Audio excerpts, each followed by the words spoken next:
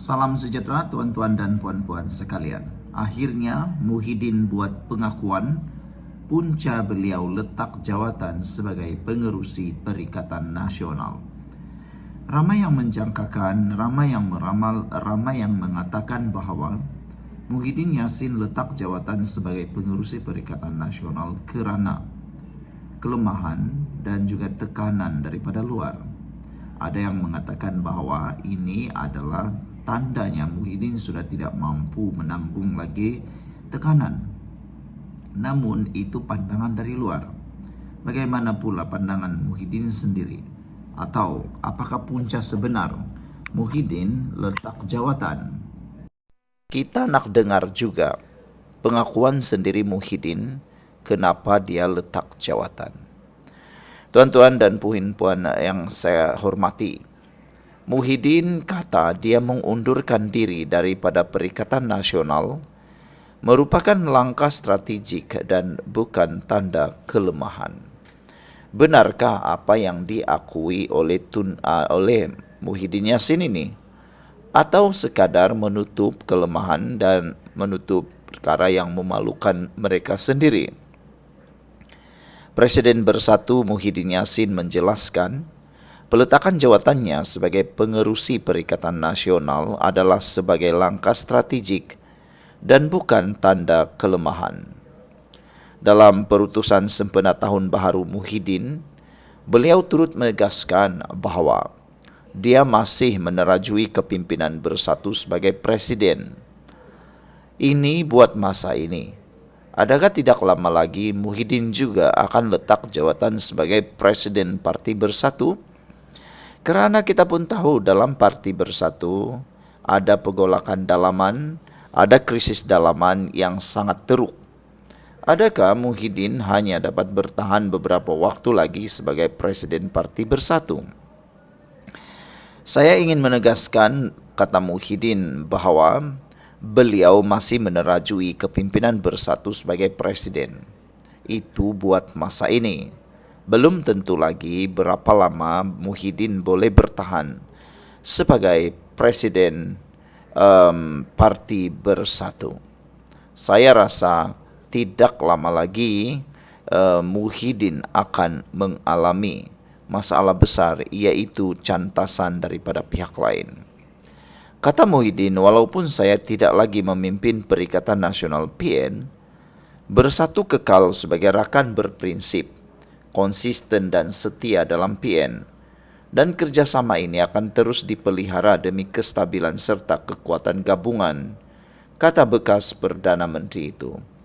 Namun demikian, tuan-tuan dan puan-puan sekalian, yang mengecewakan dan memalukan ialah ada beberapa pemimpin daripada PAS mula mahu menjilat ludah sendiri, ludah lama.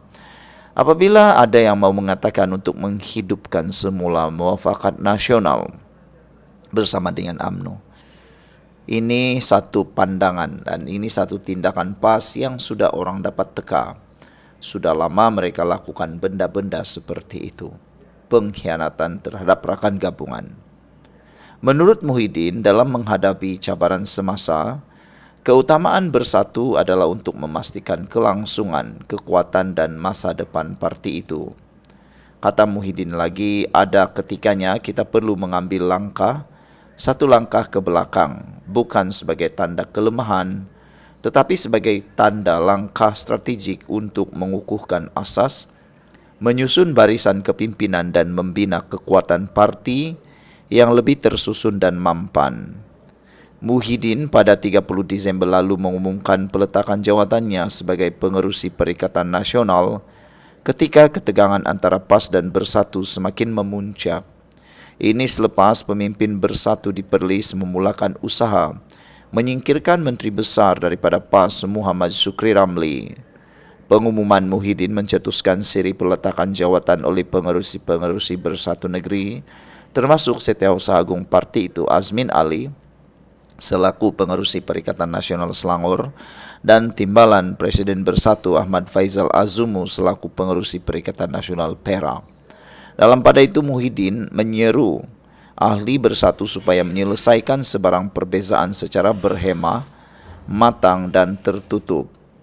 Kata Muhyiddin, saya menuntut agar seluruh ahli bersatu, kekal beristiqamah, berdisiplin dan menjunjung budaya saling menghormati serta menyelesaikan sebarang perbezaan secara berhemah, matang dan tertutup demi kepentingan parti, katanya.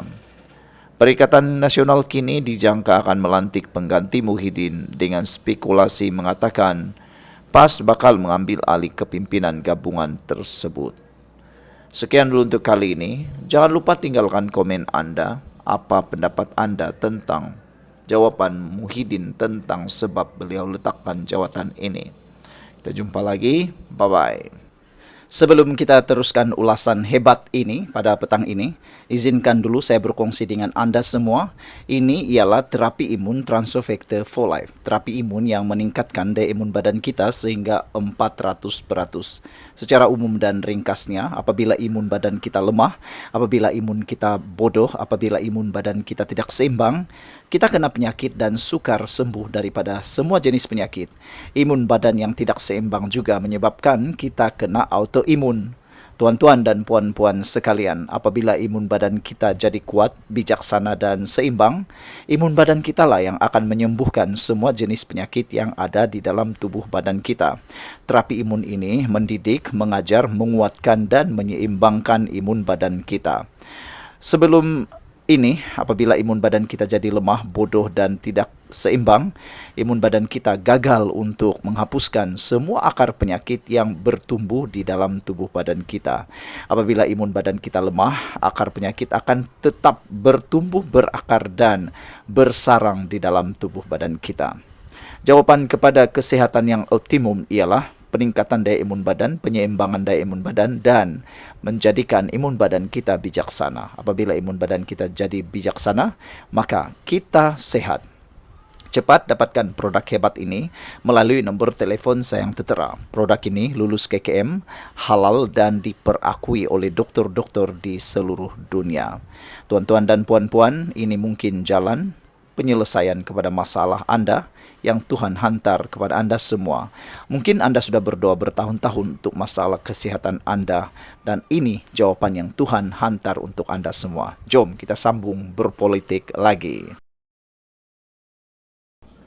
Salam sejahtera tuan-tuan dan puan-puan sekalian. Hari ini satu perkara lagi menarik di dalam politik Malaysia. Belum pernah ada mana-mana speaker Dewan Undangan Negeri yang pernah melakukan pecat ataupun pengosongan kerusi Dewan Undangan Negeri tiba-tiba ditarik semula. Inilah paling memalukan sekali. Bayangkanlah tuan-tuan dan puan-puan, kau sudah istiharkan kerusi itu kosong. Tiba-tiba kau tarik balik, kau kata kerusi itu bukan kosong. Tapi itu benar-benar berlaku. Di mana? Di Perlis. Tapi tuan-tuan dan puan-puan tidak berakhir di sana. Akhirnya 3 orang bekas adun Perlis menyaman speaker Dewan Undangan Negeri. Ada yang kata padan muka, ada yang kata baru kau tahu. Tuan-tuan dan puan-puan sekalian, 3 bekas adun Perlis yang diberhentikan keanggotaan oleh PAS memfailkan saman pemula terhadap speaker Dewan Undangan Negeri Dun Perlis, iaitu Rusili Izan, bagi mencabar keputusan pengisytiharan kekosongan luar jangka terhadap kerusi dimenangi mereka sebelum ini. 3 mereka yang mencabar keputusan itu ialah bekas adun Guar Sanji Muhammad Rizwan Hasim, bekas adun Bintong Fakrul Anwar Ismail, dan bekas adun Cuping Samad Seman. Dalam satu kenyataan bersama hari ini, mereka menegaskan pengumuman yang dibuat Rusili pada 25 Disember lalu adalah di luar bidang kuasa yang diperuntukkan kepadanya. Kata mereka, kami menghormati pandangan speaker tetapi berpendapat keputusan mengisytiharkan kekosongan kerusi itu adalah terkilaf dan berada di luar aturan. Susulan itu, kami mengambil tindakan memfailkan saman pemula terhadap speaker sebagai defendant pertama dan Dewan Undangan Negeri Perlis sebagai defendant kedua bagi menuntut mahkamah membatalkan pengisytiharan itu. katanya dalam kenyataan hari ini. Tindakan saman itu difailkan melalui Peguam Muhammad Jamil Yaakob daripada Tetuan Srihana Mohammed dan juga partners. Pada 24 Disember lalu, PAS memaklumkan keahlian 3 ahli Dewan Undangan Negeri parti itu terhenti berkuat kuasa serta-merta selepas mereka menyatakan hilang keyakinan kepada Menteri Besar ketika itu Muhammad Syukri Ramli. Presiden PAS Abdul Hadi Awang berkata, keputusan itu dibuat berdasarkan Fasal 76 dan Fasal 15E dalam kurungan 1 kurungan B Perlembagaan PAS Pindaan 2025. Fasal berkenaan merujuk kepada tindakan yang menyebabkan keanggotaan daripada parti itu terhenti, termasuklah menyertai atau menyatakan sokongan kepada mana-mana pihak yang bertentangan dengan arahan atau pendirian parti. Susulan tindakan PAS itu, Rusili mengumumkan kerusi Dewan Undangan Negeri yang diwakili mereka perlu dikosongkan. Menurut 3 bekas adun itu, ketiadaan wakil rakyat di kawasan diwakili mereka selama hampir 2 tahun sebelum pilihan raya negeri akan menjejaskan kebajikan pengundi di kawasan itu. Kami menuntut pengisytiharan yang defendant buat pertama adalah di luar aturan, terbatal, tidak sah dan defendant, kata mereka. Sementara itu Rusili ketika dihubungi berkata ia adalah hak 3 bekas adun berkenan untuk mencabar keputusan dibuatnya. Katanya dia membuat keputusan selepas mendapat pandangan penasihat undang-undang negeri iaitu pengosongan luar jangka di bawah Fasal 3 Perkara 50E Undang-Undang Tubuh Kerajaan Perlis. Ia adalah hak mereka memfailkan saman dan saya pun jika ada ruang merayu atau apa jua perkara yang dapat memberi ruang kepada mereka untuk dilihat dari segi undang-undang saya akan berikan, kata mereka. Jika mereka menang pun tidak ada masalah apa-apa kerana saya hanya menjalankan tugas sebagai speaker sahaja, kata beliau lagi. Tuan-tuan dan puan-puan sekalian, apa pula pendapat anda untuk isu kali ini? Beberapa pandangan daripada netizen berkait isu ini. Mereka kata, ini barulah permulaan, hebat. Sekian dulu untuk kali ini. Jangan lupa tinggalkan komen anda. Bye-bye. Terima kasih tuan-tuan dan puan-puan kerana sudah menamatkan video ini dengan baik sekali. Saya ingin kongsikan beberapa buah buku yang sangat menarik. Ini saya sisipkan. Yang pertama, Muslihat Mahathir. Sekiranya anda berminat untuk melihat bagaimana Muslihat Mahathir yang dituliskan di dalam buku ini, anda boleh baca ini untuk menambahkan pengetahuan anda, untuk anda tahu siapa Mahathir yang sebenarnya. Buku ini sangat luar biasa. Ketika saya membaca, saya terkejut. Wow! Dan saya semakin berilmu. Kedua, buku yang kedua yang saya ingin kongsikan pada anda ialah Pemikiran Tun Mahathir. Ini ditulis oleh seorang pakar yang sangat-sangat luar biasa, merungkai. Dia kasih pecah semua pemikiran Tun Mahathir. Ini bukunya yang sangat luar biasa. Sekiranya anda mau tahu macam mana Mahathir punya cara berfikir, ini dia.